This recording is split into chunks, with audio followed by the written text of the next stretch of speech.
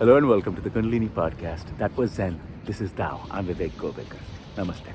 This is episode 112. Today I'm going to talk about a few experiences I had recently and a couple of podcasts I listened to. I think it's called the Tim Ferriss podcast. A really smart man and interviews very, very interesting people. So I happened to listen to the one podcast where his guest was a man named Dennis McKenna. And the field of research of this person is ethnopharmacology or entheopharmacology. So entheogens, substances like ayahuasca, cannabis, LSD, things that show you a divine experience through expanded states of perception.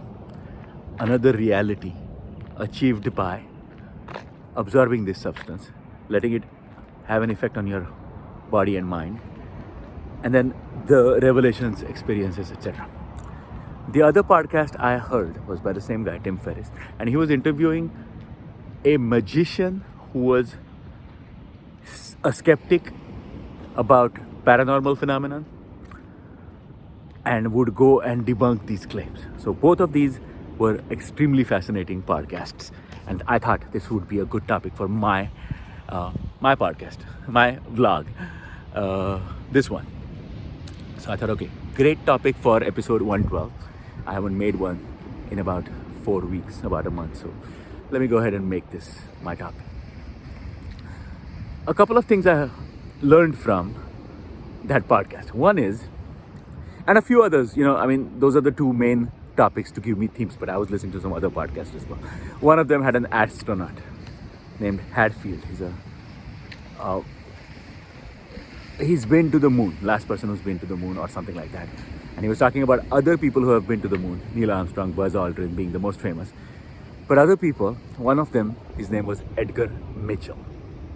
Now, Edgar Mitchell was an astronaut and he had the experience of Savikalpa Samadhi, as he later found out. So, the divine states of consciousness and experiences that I talk about, starting from meditation and leading up to higher states of transcendence, were achieved by this person, Edgar Mitchell, when he was on a space mission and on the surface of the moon. How lucky is this man? Not only is he an astronaut, not only is he chosen by NASA to go to space, go to the moon, but when he's there, he achieves something that's even further beyond that and even more rare than becoming an astronaut and going to the moon.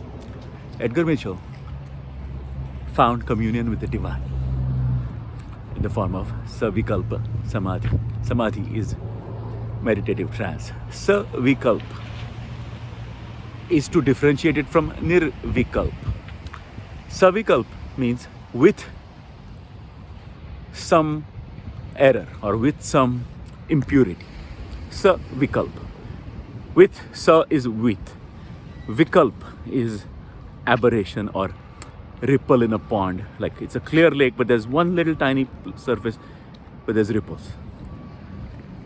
But the rest of the lake is absolutely placid. But you see the ripples because it's in one tiny spot. That's Savikalpa Samadhi. Before you go into total emptiness of the mind, you have held on to a kernel of a little thought, that little ripple in the pond.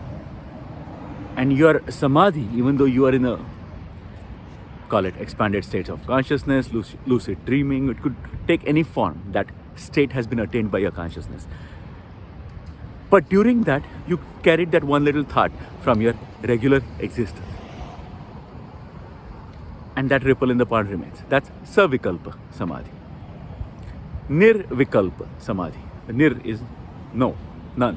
Vikalpa, same thing. A little impurity. So, without any impurities, Samadhi. Ripples in the pond, lake, as placid as always. That's your consciousness. And it has stilled all of the thoughts that you have.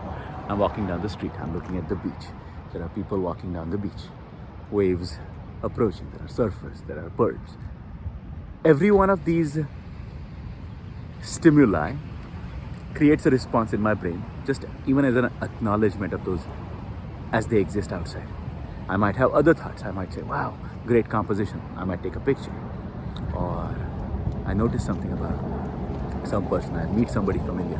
Those are more complex thoughts and associations. But first you have to just identify, acknowledge with your visual cortex. Use your eyes to look at something and gain some knowledge back about those people. Now, having done that, your mind is filled with thoughts, emotions, imprints on your consciousness about what you're observing, experiencing. When we go into a meditative state, through the techniques of observing our breath, through the techniques of observing our thoughts and witnessing, we gain a layer of separation from what is happening, how these imprints are being made on our brain, how we respond, each thought that arises. You've had a practice of mindfulness. You've had a practice of meditation. So your meditation technique immediately takes you into a state where there is a placid lake with no ripples. And the deeper you go into meditation, the more you identify these ripples as they show up. That's the savikalpa part of it. There is a thought, it's happening somewhere far away, but it's in the same realm that I inhabit, called my brain, my mind. And I witnessed that at a distance. And now it died down. Now again, nothing. That's nirvikalpa samadhi. Going from savikalpa to nirvikalpa samadhi. So Edgar Mitchell had the experience of complete oneness with the whole, complete nothingness. And he had it as he was on the moon. Can you imagine? How blessed, how lucky is that guy? And a bunch of these topics got me thinking. I'd like to talk about the notion that you have a rational person who does sleight of hand, magic, illusions, and just won't say that paranormal phenomena exist. See, I do this, and this is an illusion I can create in people's minds. So obviously everybody's like that. Fine. And you have to go debunk that. And there's a guy named the Amazing Randy, who's a magician who goes about doing that. I see that as a valid exercise myself, because I was a scientist and a skeptic. But the differentiation there is you have to go about doing that to people who are fleecing other people. Doing it for money, showing tricks, saying it's paranormal, but turns out it's not. Now, it's a valid enterprise to go and confront those people so that other people who are being duped realize that they were being duped. And the illusion shatters for them because you have shown how it's done. That's very different from what Edgar Mitchell experienced. This is an astronaut sent by NASA, already at a very glamorous career, peak of that career, on a moon mission. And he has a divine experience. And he identifies that to be savikalpa samadhi. My case is like that. There is nothing to debunk because I'm not going to use this to make money. Like, let me show you magic and illusions. And by being impressed that I'm a supernatural being, you're enthralled by me and start paying my bills or giving me money, showering me with money. That has to be debunked if it's false. And we have to save those people. Me explaining my experience. And here's the fun part. The Kundalini gives you enhanced capabilities in many different fields by itself. So I'm already good at the stock market. Like, easy money because of the Kundalini awakening. I'm good at taking photos. I'm good at singing. And not just singing, but producing and making music and putting it together. I'm good at writing, not just expressing myself, but the technique of writing and being a good author. And all these abilities appeared to me after my Kundalini awakening. When I talk about supernatural experiences, it is mostly just these kind of things, like Edgar Mitchell's experience where he had savikalpa samadhi on the moon. And then, of course, he has to write about that. The spiritual experience takes over, and I'm sure he sold some books. You can never claim, though, that, okay, we need the Amazing Randy and other magicians to come and debunk this. Who are you? That's Edgar Mitchell. NASA knows it. And nothing needs debunking. It is noted down as an experience that the astronaut had. And part of spiritual experiences, a continuum of which we have seen over millennia. Not out of the ordinary. You have to catch the hucksters who are fooling people, of course. But you can't make it a gotcha of going out and saying, say, it doesn't fit my rational paradigm. Who are you? You're a human being. You have certain beliefs. When somebody explores metaphysical subjects, they are exploring states of consciousness that are available to all human beings. But the first thing that needs to come out is their obsession with belief or non-belief, because that relies on that intellect, that person, saying that, well, what I know is everything. Nothing beyond me, nothing higher than me. And then explain how your heart beats automatically, how functions go on in your body without any problems. You don't have to put any active thought.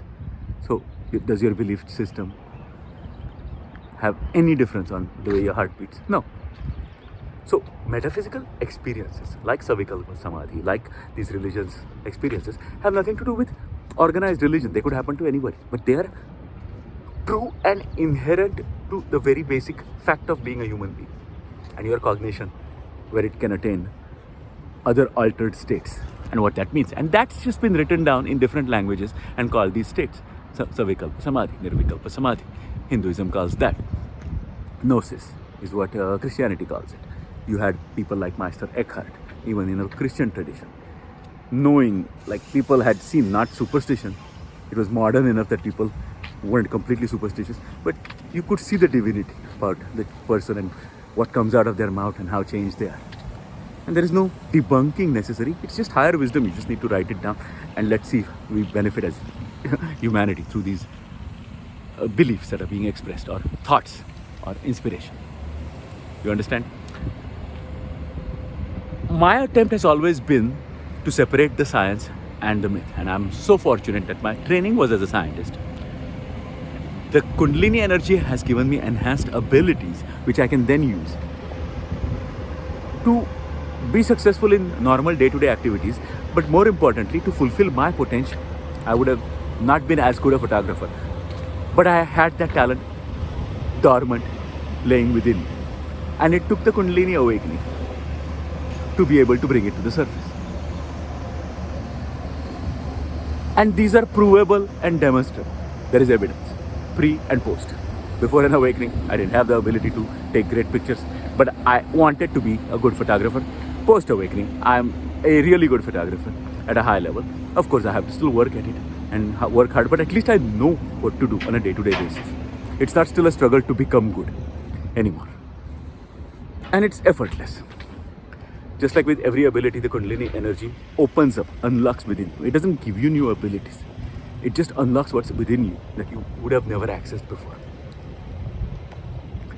Now, the stock market, I had not really paid attention to it or wanted to be good at it, another thing. And was never really good at before the awakening. Now, post-awakening, I just sit there, start working on it, and it was out of necessity. I had to make some money. I got really good at it. That's a direct way of making money that is legitimate and skill-based, which I have at my disposal. Why would I need to go fool people with parlor tricks that then need to be debunked because my income is based on that? You see what I'm saying? So there are different levels of spiritual knowledge. Not all spiritually awakened people are even interested in organized religion, or were before they awakened. And after the spiritual experience, their idea of reality itself is expanded, and they're least bit concerned about, beyond helping other people, giving them good methods like meditation, and emphasizing the need for wholesomeness, good things, helping them progress, being a coach. You have no interest beyond that in other people. The mind doesn't even veer in directions of unscrupulous duplicity and taking advantage of someone. So I just thought I'd make an episode based on some of these podcasts that are very well made, extremely intelligent, delve into topics that are very fascinating, but investigative about the spiritual process and metaphysical states in a skeptical way. That doesn't need to be there. You can keep your mind open. And the first assumption that you need to discard is that everybody's out to make money and make a quick buck and needs to be debunked. Some people are just out to give wisdom. And their awakening itself has made them very capable of other things that they would like to attain. Peace, love, blessings. Be well.